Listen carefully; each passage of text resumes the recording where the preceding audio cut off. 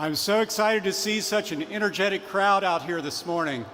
Thank you for getting up early and making your way to Greenville from all parts of the region. We certainly appreciate everybody being here.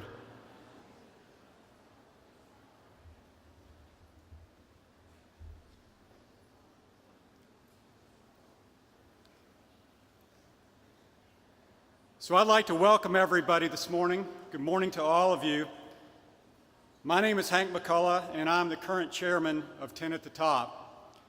On behalf of the Board of Directors of TATT at the Top, it is my pleasure to welcome you to the 2016 Upstate Regional Summit, Creating a Leading Region.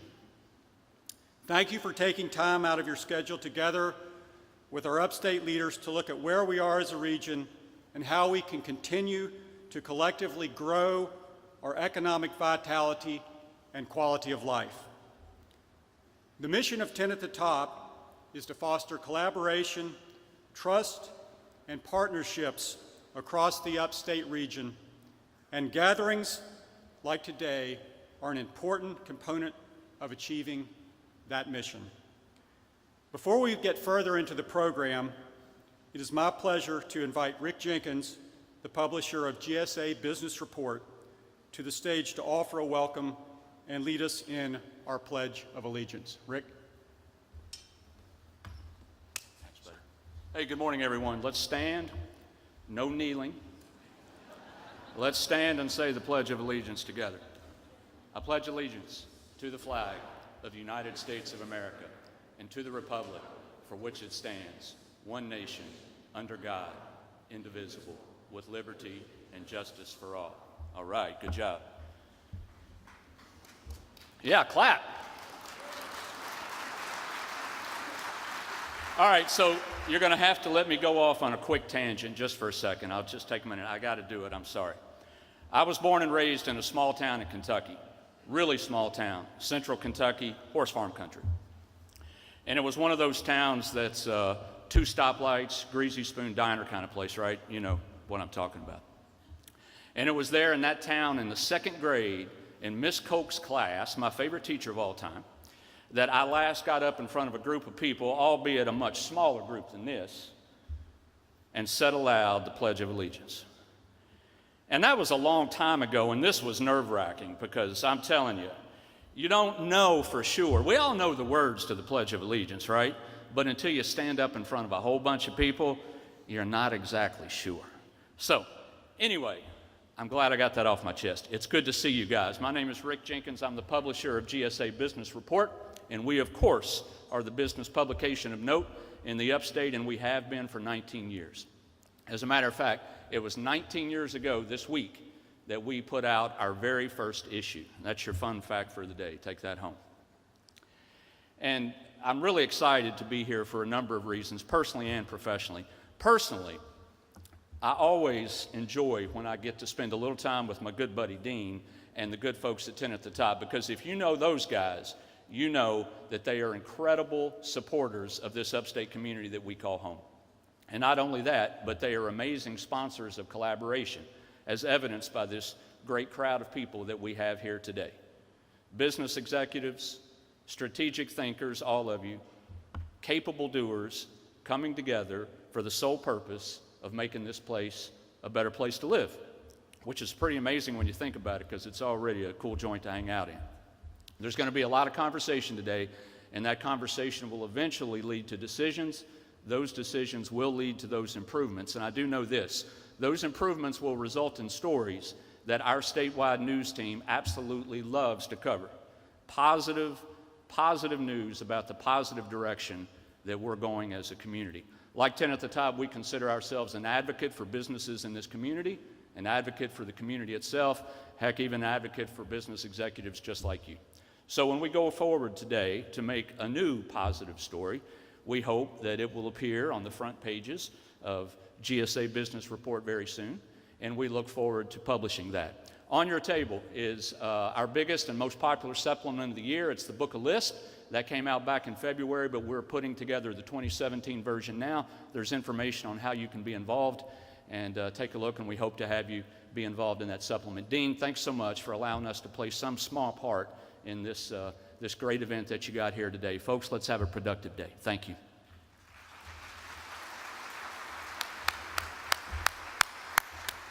Thank you, Rick. GSA Business is one of more than 80 businesses and organizations who have helped make this event possible through their table or event sponsorship. All of today's sponsors are listed in the event program, but I especially want to thank Blue Cross Blue Shield of South Carolina, our presenting sponsor, and our regional visionary sponsors, Fluor and Spartanburg Water.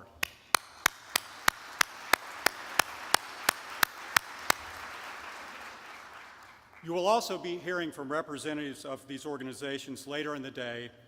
I also want to point out the amazing displays both in the front hall and here on stage provided by Skyline Exhibits and Design. Special thanks to Steve Hoffman and his team for helping make today's event all the more special. Steve, thank you very much.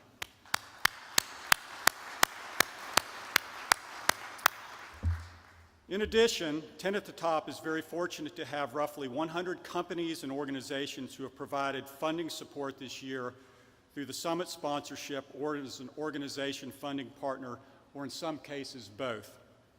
I would ask that anyone who represents a 10 at the Top funding partner or summit sponsor please stand and be recognized.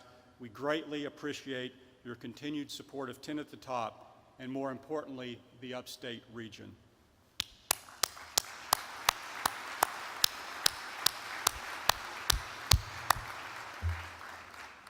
It was about 11 years ago when the idea that eventually became 10 at the Top was hatched through a series of meetings and events across the region.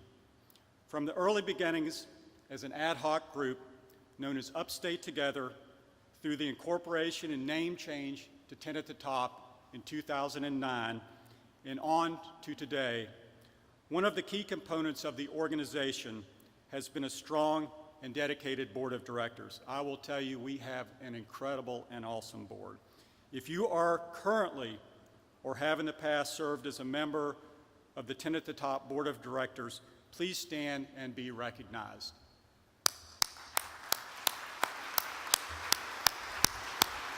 Thank you so much for your service. Your dedication to the upstate region and foresight to recognize that having an organization that cultivates regional collaboration and partnerships was vital to our long-term collective success. So we have a full day and an amazing program ahead. As you move through the day, please remember that one of the goals and purpose of this regional gathering is to help us build trust and grow relationships. Please take advantage of the opportunity throughout the day to meet new people and learn more about the great things that are happening across the upstate. Because we know that it's truly when we work together collectively to address issues that go beyond our organizational and community boundaries that we are stronger together. So at this time, it is my pleasure to turn the podium over to our Executive Director, Dean Hebel. Dean, thank you. Thank you, Hank. Thank you, Hank, and good morning, and good morning to everyone. And again, thank you for being here. This is a wonderful day, a wonderful opportunity, and I appreciate you taking the time to be part of today's activities and program. So we're going to talk about collaboration. We're going to talk about partnerships. We're going to talk about how we can ensure and continue to make the upstate a great place. But first, we're going to talk about something really important: football. Well, how do you connect football with regional collaboration and all these other things? Many of you know, when we've had these events in the past, over the years, we've talked a little bit about, creating a playbook where everybody has their part, has their role, whether you're a business, whether you're an organization, whether you're a community leader, everybody has a part to play in making the upstate better. Well, of course, that's the same in sports. And I don't have to make the connection because one of the great coaches in sports history, Vince Lombardi, did more than 50 years ago. And you can see his quote. He said, "People who work together will win, whether it be against complex football defenses or the problems of modern society. Individual commitment to a group effort, that is what makes a team work, a company work, a society work, and a civilization work." And if you think about it, he really has encompassed it. He gets it, that we all have our individual roles, but at the end of the day, it's how we succeed collectively, how we make our region stronger, how we make a globally competitive place, how we make a place where we have strong quality of life for all our residents. But there is concern. Sometimes I hear from people, well, if we think regionally, then we're not thinking locally. We're not thinking about our individual community, our individual business. But Phil Jackson, another great coach, said that the strength of the team is each individual member. The strength of each member is the team. And what that means is it is critical for you, whether you're in Due West or Gaffney or Spartanburg or Anderson or Greenville or wherever, or a business or an organization, you need to be working on the issues that are important to you. But at the end of the day, it is when we gather all that together, it's the collective mass, the collective impact of the upstate region, that we are stronger, because we are judged not at the end of the day individually, but how we together make it in the global economy, how we make it for our residents, and how we make this a stronger region. So I wanted to start with those quotes, but I'm going to finish with a quote from another legendary person, Ben Franklin. And he said, "We must all hang together, or most assuredly we will hang separately." And fortunately, we're not in quite the same situation as Ben and our founding fathers were back 200 some years ago, where literally they were worried about hanging. But Jeff Colvin will talk this afternoon about organizations and communities across the country and across the globe that have hung on their own, who have not achieved the success that they could have because they did not collaborate, they did not work together. And he's going to talk about some that have had success. So fortunately, as an upstate region, I think we understand it. We forget it some days, but collectively we know when we're working together, we are significantly stronger. So the philosophy of 10 at the Top is basically that by working together, we can ensure that the upstate region is prepared to meet the needs of current and future residents and businesses. So when we started, as Hank mentioned, in 2005 was the first event that became Upstate Together. And then from that led to a series of activities, the Upstate Reality Check in 2009, and the forming of 10 at the Top later that year, the change from the name Upstate Together to 10 at the Top, 10 counties at the top of South Carolina, both in terms of geography, but we also believe in terms of success. And so when I got here in early 2010 and we started saying, okay, great, we want to create this organization that brings people together, but what are we going to bring people together about? So we asked more than 10,000 people, many of you were part of that process, where we asked what matters most. What are those things that impact our region today as we look towards the future and our future growth? And so we got engagement from over 10,000 people, and in this very room unveiled the regional vision, our upstate vision, in April of 2011. And the vision focuses, what we heard from people was, well, we don't want to be Charlotte and we don't want to be Atlanta. What we want to be is a great place to raise a family. So we focused the vision around our family, our future, and our upstate, working together today for generations to come. And the vision itself is very simple, but yet very bold. And it calls for the 10-county upstate South Carolina region to be universally recognized as one of the leading places in the United States to live, to learn, to do business, and to raise a family. And to accomplish that, we identified 5 what we call driver areas. And those are human potential, economic and entrepreneurial vitality, sustainable growth, natural beauty and resources, and community vibrancy. And so what we have done through 10 at the Top is, over the last 6 or 7 years, we serve as the regional convener, the regional connector around sharing of ideas, around identifying gaps, around increasing efficiency, and creating cross-regional networks and cross-jurisdictional solutions to address the components of those issues that make sense to work on collectively. So a lot of what we do is we have outreach meetings, we have activities. Many of you have been involved in our work, And we have events of this size like the summit, but we also have forums with 150, 200 people. We have work group meetings that can have 10 or 15 or 20. We've had workshops in all the different counties. We try to engage people collectively to share ideas and to learn about what's going on now and what do we need to be doing moving forward. How can we work together? How can we build on the great things that are already being done? Well, people like numbers. So, we started a couple years ago kind of quantifying our numbers in terms of activities and engagements. And so far this year, we've had, as you can see, 62 regional engagements. Last year, over 100. Since 2010, nearly 600 with over 28,000 people engaged. But what's most important is the organizations involved in the impact. One of the things Hank mentioned, he mentioned our funding partners, and we appreciate all of you. I noticed that not all of you stood, just so you know. But because of our funding partners, we're able to engage organizations across the upstate, whether it's not a membership type deal. They are involved because they want to work with others who are doing similar things. In 2015, we had 372 unique organizations who had someone participating on one of our committees or task forces. I thank all of you who have been part of that, and I hope more of you will get engaged over the future. When we had this event 2 years ago, that was one of our goals, was to increase the number of people participating in our committees and task forces, and we saw about a 40% increase from then. So thank you to everybody who's been engaged, and I think, and I hope by being engaged, people have seen that there is opportunity to continue to build and work collectively.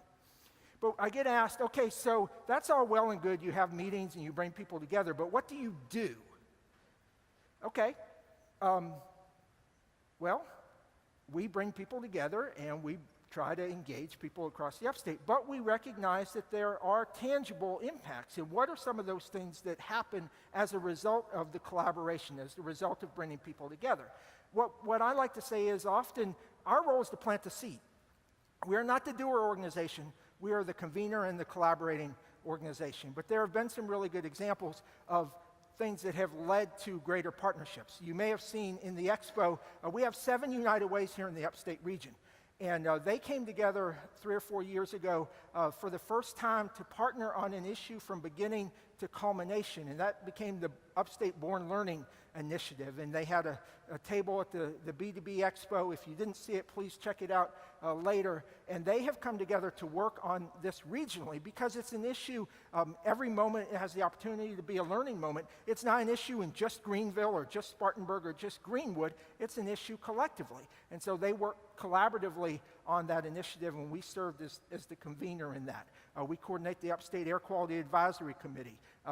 Through generosity of Phil Hughes, we started the Elevate Upstate grants that have helped communities to do things that build a sense of place in their community, and on and on. And these are just a few of the examples. But I hope, collectively over time, our belief and our expectation is that by working together, we are building a stronger region, and we are making this region universally recognized as a leading place. Not through us, but through the work of all of you collectively engaging and working together. So moving forward, and I'm going to close on this, I'm very excited about some of the things we're doing. One of the things we have learned over time is one of our challenges in the upstate is we have a lot of things going on, a lot of organizations working on things, but we don't know who's doing what. So one of the efforts we've been doing, and Tiffany Tate, our program manager, has been the lead on this, is building inventories. Who are the organizations working on child well-being? There are over 300 organizations who are engaged in child well-being across the upstate region. There are lots of organizations working on elements of funding as it relates to capital providers and entrepreneurs. Who's working on those things? Who is working around senior issues? Who is engaging on all the different things that we say are important to our region? Because if you don't know who's working on things, then you don't know where there are gaps or overlaps. You don't know where there are opportunities for collaboration. So we have created a lot of that inventory, and we're continuing to work on that. We're engaged in a number of activities shaping our future in partnership with Upstate Forever, and the Riley Institute is really building on the regional vision and the reality check exercise from a few years ago, and on and on. There are several other initiatives that are all part of our role to connect and build the capacity across the region. So if you're not already engaged, I hope you will become engaged and be part of the work we're doing. And if not, still continue to do the work you're doing in your community, and we will continue our role of trying to connect and build opportunities to work as partners and work collaboratively. So at this time, our theme, as we said today, is creating a leading region. And we wanted to have a panel to talk about how to do that. How are we doing that? How are some of our great organizations and businesses accomplishing that? So we're very pleased to have a great panel today. And before we do that, I'm going to bring up our mistress of ceremony. She was with us in 2014. She is a great supporter and partner of 10 at the Top. And so I'm going to turn the program over to Miss Amy Wood. Thank you, Dean. Thank you. Good morning. How's everybody? I hope you're having a good morning. We're ready to start this panel. Our panelists are ready to get up here in a moment. I just want to remind you of something. Many of you who follow me on social media know I'm very into posting news on social media. I do this a lot on all the platforms out there.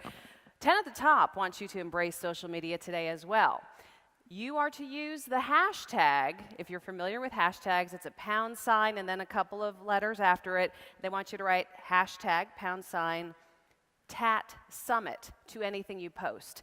They most especially would love it, since we are about relationship building, for you to find somebody you don't know today from another county and do the awful, horrid selfie.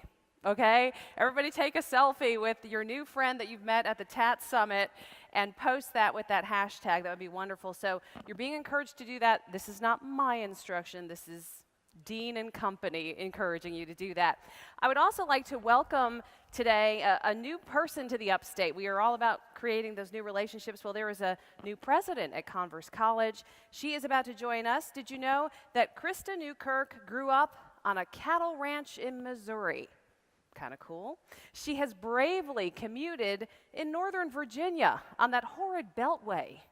And based on my 10-county drive to Greenville today, trying to avoid the traffic, I'm telling you, we have traffic here, but nothing like the Beltway there.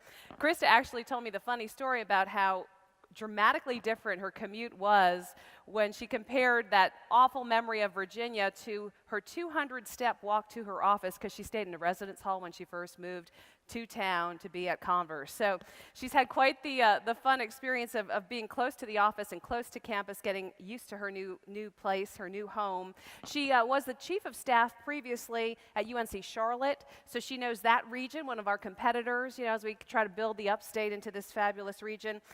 She began her tenure at Converse College as the 10th president in July. So let's welcome Krista Newkirk.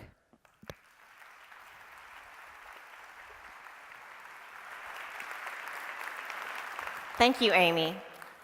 Well, good morning. I am honored to be here and to now call Upstate South Carolina my home. I was asked to give some perspective on the places I've lived and the Upstate. So what I can tell you is that living in the Midwest, North Carolina, and now South Carolina has exposed me to the 3 major food groups. That's Kansas City tomato-based barbecue, North Carolina vinegar-based barbecue, and now mustard-based barbecue, which means I'm a very lucky person. Converse College is thrilled to sponsor this morning's leadership panel. At Converse, our mission is to help students develop their unique voice, their sense of value, and their vision for their future. As one of only 2 women's colleges in the state of South Carolina, Converse has contributed for more than 125 years to the vibrant communities represented in this room. Today, approximately 8,500 Converse alumni live within these 10 counties, and with around 3,000 of them serving as teachers and administrators in the K-12 system, you can see that our graduates are truly shaping the future of this region. Converse enrolls nearly 1,400 students in our undergraduate and coeducational graduate programs. Enrollment has grown by more than 30% over the last decade, and this fall, we celebrated our largest incoming class in 27 years. The Converse experience prepares students for a wide variety of fields, and our grounding in the liberal arts equips them with what employers say they need most: people who can think critically, analyze issues, understand the global context, and communicate clearly and persuasively. Converse collaborates with many businesses and our organizations across the upstate region. For example, our students research flooring design for Next Health, provide music therapy to patients at Greenville and Spartanburg Regional Hospital System, work in accounting and finance for ScanSource, do sports marketing and tourism for the Spartanburg Chamber of Commerce and Bon Secours Arena, and serve as ambassadors for the Greenville Health System MedX Academy. And the employers confirm as they return for more students every year what we already know. Our students are effective communicators and creative problem solvers. We would love to connect your business or organization with student interns or graduates who can contribute as members of your team. So on your tables is a flyer highlighting a few of our young alumni and with contact information for our Center for Professional Development on the back panel. The center staff stands ready to help you meet your needs, and I encourage you to contact them. Thank you again for the opportunity to participate in this wonderful summit today, and now let's get started with our leadership panel. Go ahead. We are going to be bringing our panelists up. They're going to be joining us, and we're going to one by one introduce them. I think, Chrissy, you can start with Jim. Yes, our first panelist is Jim Clements. He's the president of Clemson University. He comes from a background of computer science and operations analysis. Jim received his bachelor's in computer science in 1985. That's the year after Apple launched the Macintosh computer. And this just proves that from the very beginning, Jim was a visionary. Jim was a first-generation college student who felt compelled to go into higher education in order to give others the same opportunities he was given by a formal education. He served as president of West Virginia for 5 years before becoming Clemson's 15th president in 2013. Jim's favorite thing to do outside of his home county is to eat at the wonderful restaurants in Greenville and to watch Clemson basketball at the Well. Welcome, Jim. Thank you. All right, Good morning. Welcome, Jim. Good morning. Go Tigers. We have the CEO of ScanSource with us this morning. That is Mike Baur. So, where were you guys 25 years ago? Mr. Baur here was starting ScanSource around that time. He actually started it with 6 employees. Today, there are over 2,000. ScanSource is global. There are 43 locations. It's a Fortune 1000 company, and it is known for giving back to the community, listening to employees, and taking really good care of the workforce, which is why he talks about in some articles I've read that the turnover is pretty low, which is pretty exciting. ScanSource recruits heavily in South Carolina at schools here, which makes some sense since Mike Baur should get along very well with Jim because he's a Clemson grad. He has an engineering degree from Clemson, and Mike leaves Greenville behind just once in a while to watch some Clemson football in Pickens County or to boat on Lake Jocassee over in Oconee County, so we have a lot of cross-county enjoyment going on. Welcome, welcome. Thank you.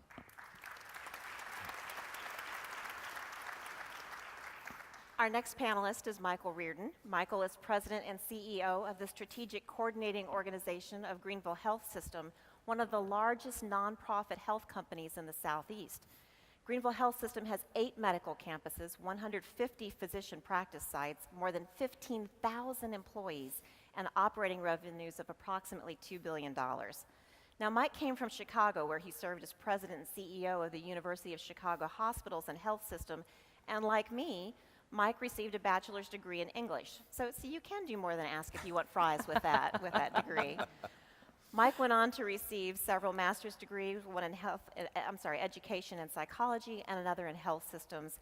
As a former Marine, Mike's favorite thing to do in the upstate outside of his home county is cycling and competing in triathlons. Very good. Welcome, Michael.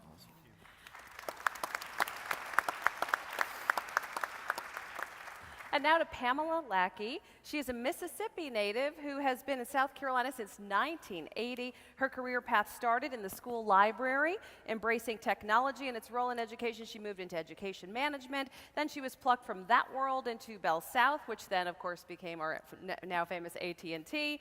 And as president of AT&T in South Carolina, she works with lawmakers, community leaders, business executives, probably half of the room or more, all over the state. The chamber made her the South Carolina Business Leader of the Year. That was just a couple of years ago.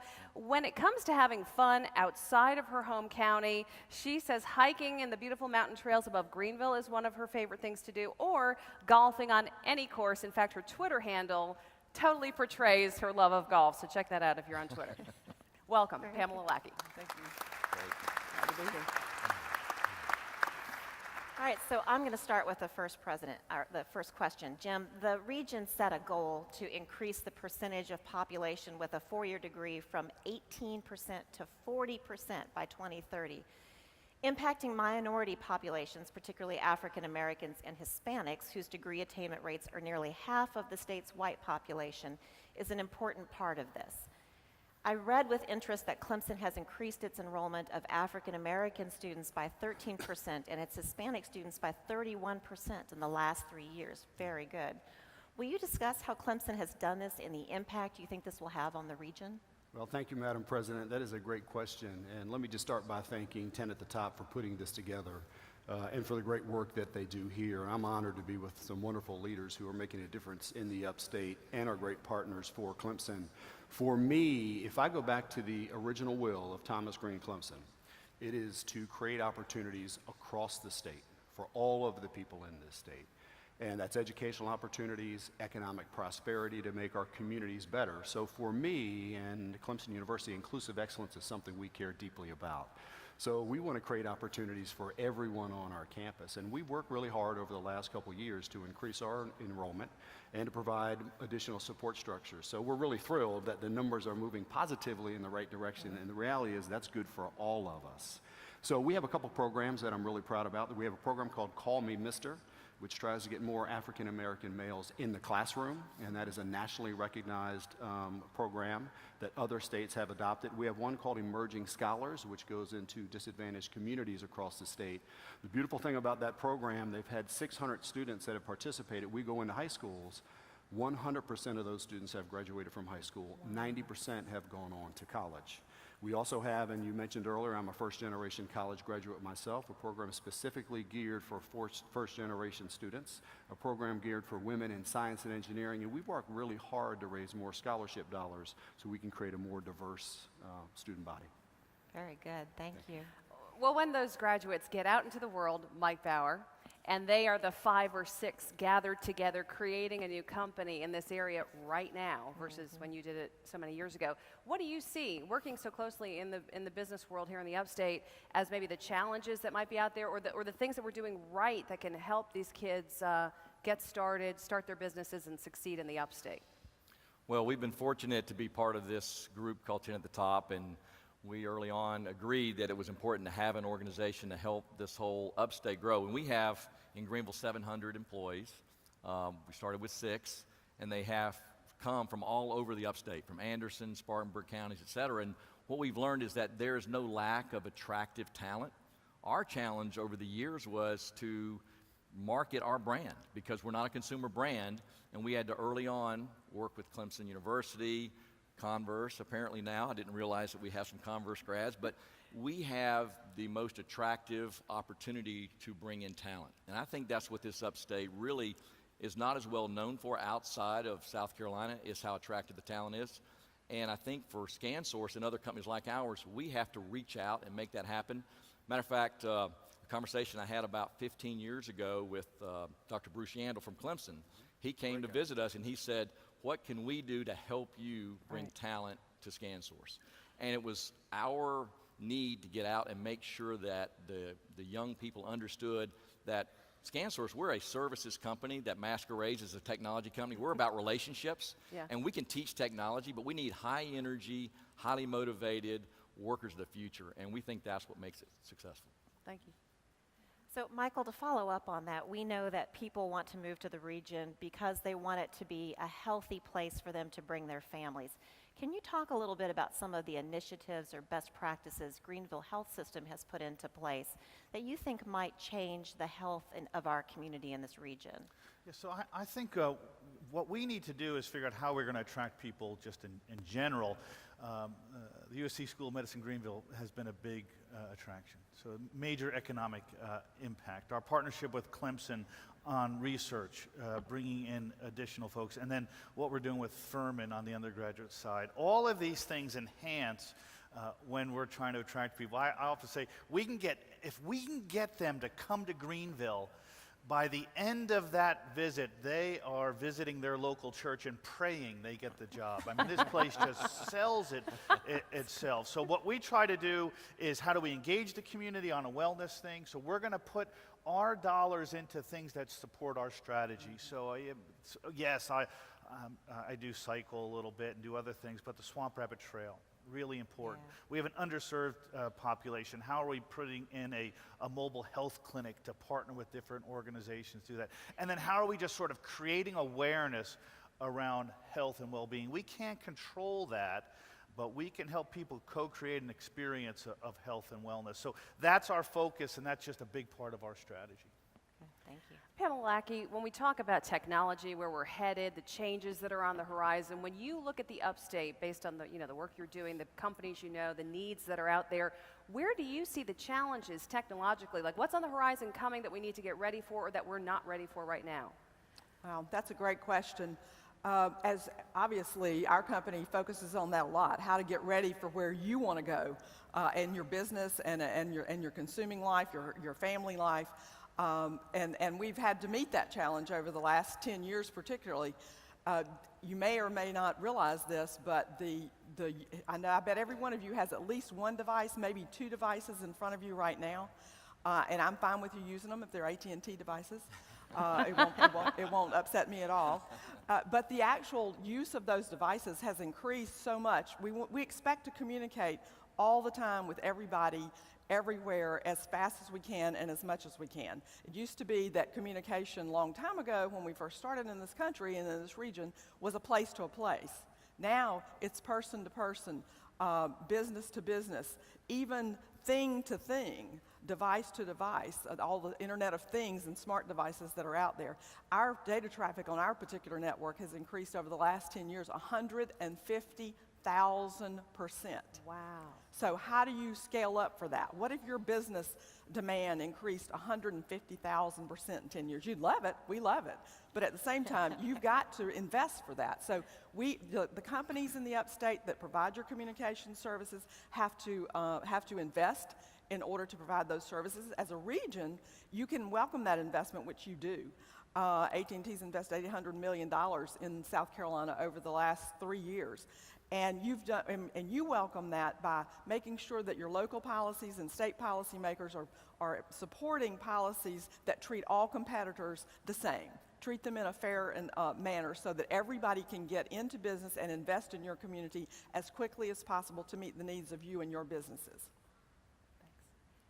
So going back to you, Jim, we've talked a bit about how important economic development is for the community and bringing people here, but it's also important that we grow our own entrepreneurs in the area. So I wanted you to talk a little bit about the Spiro Entrepreneurial Institute, or Institute for Entrepreneurial Leadership, and the number of Clemson students who are staying in the region and starting their own startup companies. Well, I appreciate that question very much. The Spiro Institute is a national leader in producing entrepreneurs, and I think for all of us in this region, free enterprise, capitalism, economic prosperity, these are good things that will help drive the region. So the Spiro Institute is a national leader at trying to produce students who can create companies, build companies, sell companies.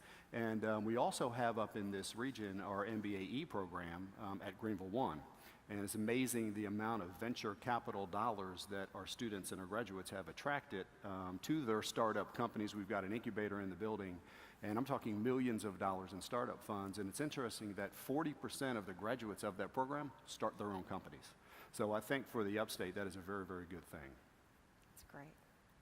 Mike, with ScanSource being in the business of partnering with other businesses and being in that kind of supportive role, what do you notice regionally in terms of any gaps that are holding the area back, areas that we need to perhaps develop?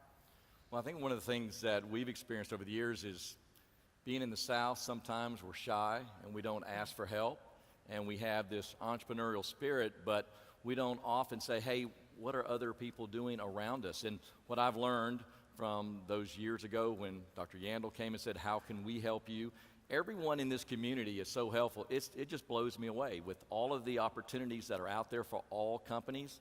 If we share more, I think maybe that's the gap, share more of what we're doing, and don't be afraid to ask for help. Everyone on this panel is willing to ask for help and offer help. And I think that is what's unique. And we just recently made an acquisition, and the owners of that acquisition are here with us today from California. And these guys have a connection back 20 years ago to Greenville, South Carolina. I didn't know that when I met them.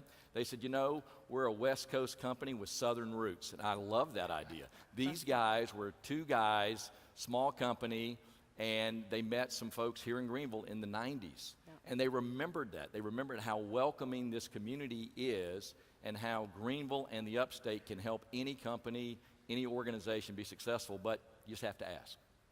Really quick follow-up, though. There is that competitive, protective instinct. How do you fight that? How do you let that go? That's really hard, and I think you have to challenge us to do better than we are. And I think if we always are not happy with where we are, not satisfied, that's what helps us do that, is that we can be better. In our markets that ScanSource competes in globally, we're the #1 leader, but we always run afraid that we're going to lose, and we hate to lose. We hate to lose, and I think that's the spirit. Okay, thanks. Michael, following up, currently one of the biggest issues in our country and in our region is the graying of our population with the baby boomers. And I know that Greenville Health System has put into place a program to expand home health care options for seniors. Can you talk a bit about how that will impact the region and the plans Greenville Health System has to address the rise in healthcare needs and the development of the workforce needed to meet those needs? Yeah, so the overall strategy is, how do we keep people out of the hospital, and how do we put them in an environment that they're more comfortable with? So that's the home. So you heard Pam talk about the technology. What if the smartphone can say when somebody's fallen, or what their blood sugar is, or all of these technologies that can keep people where they are, surrounded in comfortable settings, is really important. When they need additional help, so we've got a program to engage the elderly. We call it the PACE program. Think of it as a coordinated senior care for a day program, because sometimes individuals, and many of you might have a one or one off, and often in our society it falls to the woman in the family. Even if it's your father-in-law, you're still the one that turns out to be the primary caregiver. And what can we do to give you a break in terms of that? So we've got a program for the elderly. We're building programs in terms of all the geriatrics, neurology, dementia, all of these things that are really coming to bear. When we can create an organization our size, we can now start attracting the specialists, so somebody doesn't have to go out of the upstate in order to get treated. So for us, it's getting bigger so that we can attract the people that take care of folks, and pushing it appropriately and compassionately so that the care stays at the home.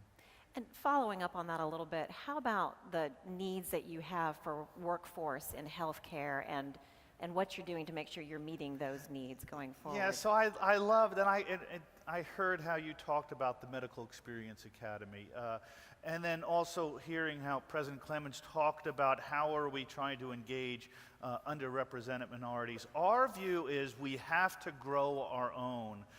We're not going to get into a price war of attracting underrepresented minorities, either for medical school or for our physicians. We are going to get into the school setting, and we're going to attract young men and women so that they can choose or be exposed to a medical career before it's too late, when they know they need to take a science, when they know they need to do that. So we now have a program that engages at a high school level, college level, and that we have even working with traditional African American universities, historically black universities, to get that pipeline going. Because we know that if somebody looks like somebody, or there's exposure, there's higher care. I talk about, when I was a kid in New Jersey, we went to the Irish doctor. My friends went to the Italian doctor. We have to have sort of people that create a welcomeness and access. So we're going to continue to look at that on all fronts, but workforce development is key for us, because there are huge shortages in terms of of healthcare. And that's why we started the School of Medicine. That's why we're having conversations about starting a School of Nursing as well. Thank you. Well, clearly, 10 at the Top wants all of you to turn into evangelists that go out into your community after this event today and talk about working together collaboratively, sharing this idea with other people you work with. And I'm interested, Pamela, in what your experience is with trying to get other people on board. Like, do you have any best advice for folks who are going to go leave this event and say, you know, we really do have to work together more. Maybe I have to convince my boss, don't be so protective. We need to reach out more. What's your best advice for the folks that leave today and want to try to bring more people on board? Yeah, that's a great question and a very important one. I think probably a lot of the businesses in this room that are represented and community members do this already. But to your point, it's the most important thing, that advice I've ever got, I think, was probably from my mother, who and many people have repeated it. She quoted somebody, I'm sure, is that, you know, I'm not learning very much when I'm talking. I'm only repeating what I already know. I learn a lot when I'm listening. And so I think the most important way to bring people to the table to work with you on any project that you have, or to do business with you, or to want to accomplish the goals of your organization, is to not focus on what you're trying to achieve, but to focus on why it's good for them. If you don't talk to a customer, you don't talk to your child, you don't talk to your spouse, you don't talk to business leaders or policymakers or your fellow regional economic developers about why, help them to tell you why what you need to accomplish is as important to them as it is to you, then you won't ever get together and talk. And I think that's what's happened in this region. I actually was curious about why we were talking about how to be a leading region. You are a leading region. Yeah. Y'all, and the reason is because you keep asking that question. Right. Keep working at it. Well, we have a sweeping question. We're running a little bit ahead, but why don't we do a couple more individuals, then we have a sweeping question for everyone at the end here. So, Jim, talking about being a leading region, one of the things that helps us to lead is to be first in research. Can you talk a little bit about the research at Clemson and how you're coordinating it with local industry to really broaden the region and to make it a leader in research and development? Absolutely, Madam President, you're hitting all the questions I'm very excited about. You talked about inclusive excellence, you talked about free enterprise, you're talking about research. I'm really proud that this year Clemson was recognized by the Carnegie Foundation as a Tier 1 research university. That's the highest level of research that one can achieve. One of the ways we do that is through our innovation campuses, which we have throughout the state. As you all know here, we have CUICAR, which is just amazing. U.S. Secretary of Commerce Penny Pritzker called it the best model of collaboration she has seen in the country. And we had the first PhD program in automotive engineering. And as you know, that attracts global companies to this region with our partnerships with BMW, Bosch, and Michelin, and others. So we do a lot of research across a lot of spectrums. We've got a lot of stuff going down in Greenwood related to genetics. We've got stuff in Anderson related to material science. We've got stuff in Patewood related to bioengineering. And it's all about research that makes a difference. It's all about impact. And it is about collaboration. So we've got great partners in all of our research projects, and we welcome more partners to that enterprise. And really quickly, Baur, Mike and Mike, yeah. What do you think South Carolina needs to do in terms of, in the upstate region, really getting better at the collaboration piece? You know, you obviously are working with a lot of businesses. What's the biggest challenge to trying to collaborate? Well, there's always the idea that we're doing okay and we don't need a lot of help, as I talked about earlier. I think we have to identify what those broader needs are for the area, for the upstate. And when you think about, you know, two of the things that bug me and probably everybody here is connectivity. Of course, AT&T is perfect. But having this Internet of Things coming and smart cities coming, everyone is going to need more robust bandwidth and connectivity. And that's something that I think we need to collaborate on, is how do we do that? I don't think that's done by one company or one city. I think that's a broad one. And the second thing is, you know, we've got to find a way to improve how we transport people around this upstate. I mean, you said earlier, one of you guys did about the roads and traffic, and that's something that we've got to figure out how to collaborate on. So I think that's important, is that we identify these broader issues, then work together. Of course, 10 at the Top is absolutely doing that. Really quickly, Pamela, just in case you want to chime in on the connectivity thing, because that is an issue. That is kind of one of those next horizon things, what can we do? Like, what is the process? Is that on the front burner of a company like AT&T? Well, I think there is a whole lot more connectivity than everyone probably realizes too. We all want to be connected continuously, so that's why all of the telecommunications companies are investing so heavily and as fast as they can. We're actually AT&T and others too, but have been the largest investor in the country for the last 5 or 6 years because of that, because of the demand for bandwidth and the demand for the need for connectivity. So we've dramatically improved, but we like competition. Competition is a good thing for everybody, and I always say that we're all fierce competitors in the marketplace, but good partners in public policy arena, in community investment arena, and in economic development arena for all of our areas. So we need to work together on that and make sure that the private sector is stepping up and meeting the needs that the community has. Thank you. Well, we have that one question we'd like everybody, we'll start with Jim, to go through and tell us the one thing as a region we need to focus on to reach this goal of making us a leading region or continuing to be a leading region. Well, it's about collaboration. We're all better together, and we can accomplish so much more together. So as I said earlier, we've got great partners. These are great partners to the university and in the communities they serve, but we can always do more. You know, our role is better education, more applied research, greater service in our communities, but when we're working together, we all win. Mike? I think it's one of those things where we have to bring in more talent because Greenville and the upstate have grown tremendously. I think at some point, though, we have to remember that the people that are working at companies like ours and organizations today are aging, some of us more than others, and we do generally want to work longer, and so we need to have great ways to encourage the workforce to stay engaged longer. And I think for the millennials and the young people that historically would graduate from our region, from universities, and then leave, we need to find a reason to keep them here. And I think many times we're losing talent that goes to other places that doesn't realize the opportunity here. So we have to create this idea that the upstate has much more an opportunity, and the theme of make this a great place for a family is right on, but not when you're 24. Yeah. I mean, they want more things to do. They're not thinking about that yet. And so how do we keep those 24, 25-year-olds engaged until they're ready to raise their family and stay here? I think that's a key thing. For me, the biggest thing is economic development. And you might say, well, that's perhaps an odd thing to hear someone from a healthcare side saying. But if you just look at economic development from a public health standpoint, that does more good than any visits to a hospital.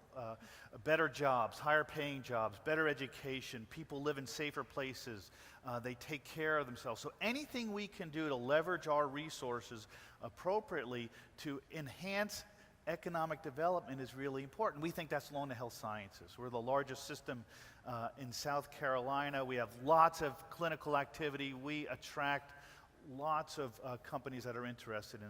And I think back to my time as the chair of the Greenville Chamber of Commerce, and at that point Sam Konduras and the folks at Next, that really opened my eyes to the importance of small businesses and the little bit of help that we can give to small businesses that then create jobs that have a tremendous impact on the health of this region. Pamela? Okay, thank you. Maybe it's because I'm 63, but I've gotten on this kick lately and I truly believe this, that in our state and in your region, that you've got a set of probably leaders who kind of guide things and lead and step out there and get in the public eye and start conversations and involve the rest of you in that conversation. But I think the most important thing we can all do as regions and as a state is to bring along that next generation of leaders and give them opportunities to lead now. Not to wait until we retire and then somebody needs to be tapped to be the president of the chamber or to be the president of whatever organization it is, but to make sure you very deliberately identify those who have the potential to be the next generation of leaders for the region and give them opportunities to grow. Thank you. That wraps up That our panel. does. Can we give our panelists a wonderful round of applause? Appreciate all of you being here. Thank you so much. And Krista, thank you as well. Appreciate it. We have a breakout session on the way, and I hope you guys are excited about that. There's a lot of choices, and there's someone coming up right now to explain that to you. I want to invite James Brown up from Floor. He's going to explain how the breakouts work. We'll be back with you a little bit later to do the keynote around lunchtime. And I want to tell you, too, if you use that hashtag TATT Summit, you can ask questions of our keynote speaker, Jeff Colvin, later by tweeting me. So tweet away your questions. Thank you and welcome. Thank you, Amy. Well, it certainly is my pleasure to be here as both a board member of 10 at the Top as well as the general manager for Fluor's Greenville office. As one of the world's largest engineering and construction companies, Fluor values being a good corporate citizen and believes thinking and working strategically are key components to success in business, but also in the community. We're pleased to be involved with 10 at the Top because we believe that creating a culture that promotes collaboration and strategic planning across the upstate is crucial to our collective success. We've had a great morning thus far hearing from this esteemed leadership panel, and I think you'll find the breakout sessions continue to build on this momentum. In your summit program, you'll see a listing of each of the breakout sessions. We're having 2 sets. There'll be 3 breakouts occurring at the same time. One of the things that we've seen at 10 at the Top is that we have many great organizations and businesses working very hard to address key areas that are impacting our region. Often, the biggest challenge is not creating a new program, but just building awareness and collaborative partnerships for initiatives and programs that already exist. So each of our breakout sessions will include 3 examples of companies or organizations that are doing something to help ensure the upstate is moving towards being a leading region.